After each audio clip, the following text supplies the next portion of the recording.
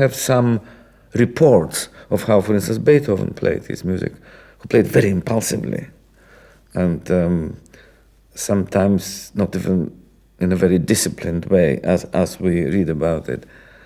And yet, you sometimes can hear an interpretation of a Beethoven sonata that's so square and so without any flexibility that one can't imagine how these two things would coincide in a way. How did Beethoven play it and how some other pianist today plays it. That's a very interesting point too.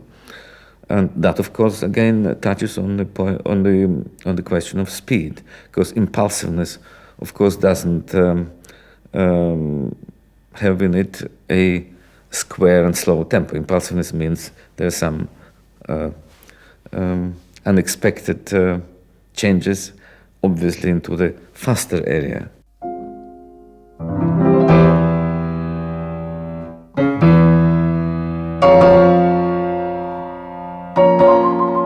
There is no one objective, ideal interpretation that is impervious to criticism or impervious to some degree of change and variation.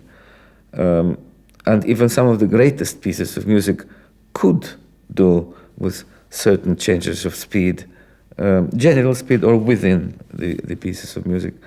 And that might, a certain change of tempo could bring out, especially with great music, some other areas of expression, but it might then overshadow some other areas of expression.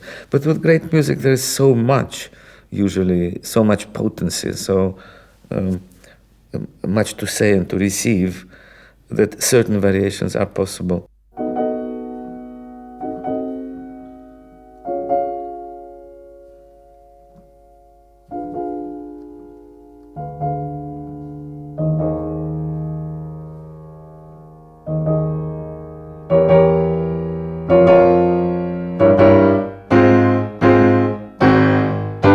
So if you apply virtuosity as an ability to do something essential and important, yes, why shouldn't you have virtuosity? After all, to play some Beethoven sonatas, you have to really possess what is called virtuosity in the sense of virtue, to be able to play what is required to play in order to deliver something important.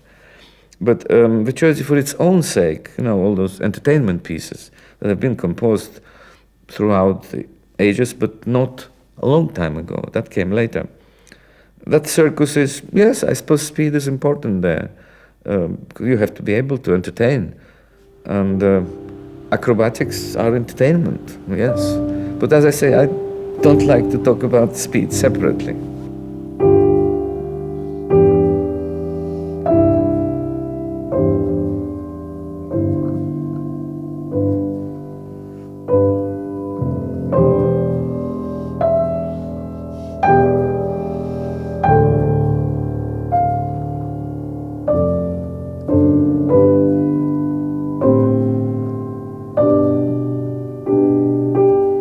I wouldn't talk about a deliberate awareness of differences in time. Of course, your aim is to when you deliver, your aim is to deliver as your concept is, to be true to your concept, to be true to what you've been preparing, right? But you can be influenced by various aspects. It can be influenced by acoustics, by the type of the instrument you have. We pianists always have different pianos. By even the state of mind, as I said. Nobody can be totally not nervous. Something happens to you when you deliver. And you should be prepared for that too. And the passage of time could be different. But you should be able to cope with it and be in control of it.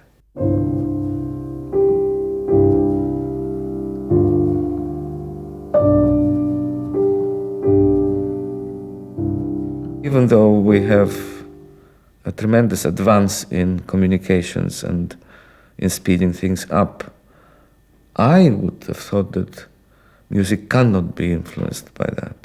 Because music relates to our inner world, basically. The great music, of course. I mean, there are a lot of music that is just either fantasy or a light music, even within the classical music area.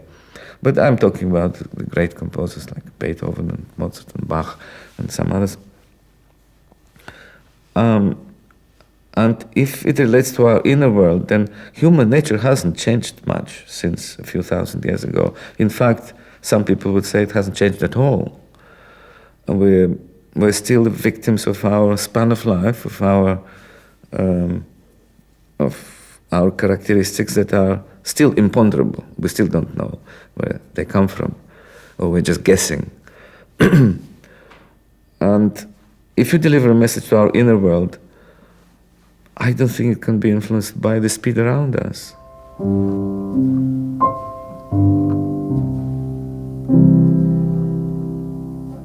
Constant work means constant analysis of my inner world, of how I understand life, how I understand, because I'm a musician, how I understand this absolutely wonderful way of human expression and what it means, what it can do for us and to us. And that work never stops.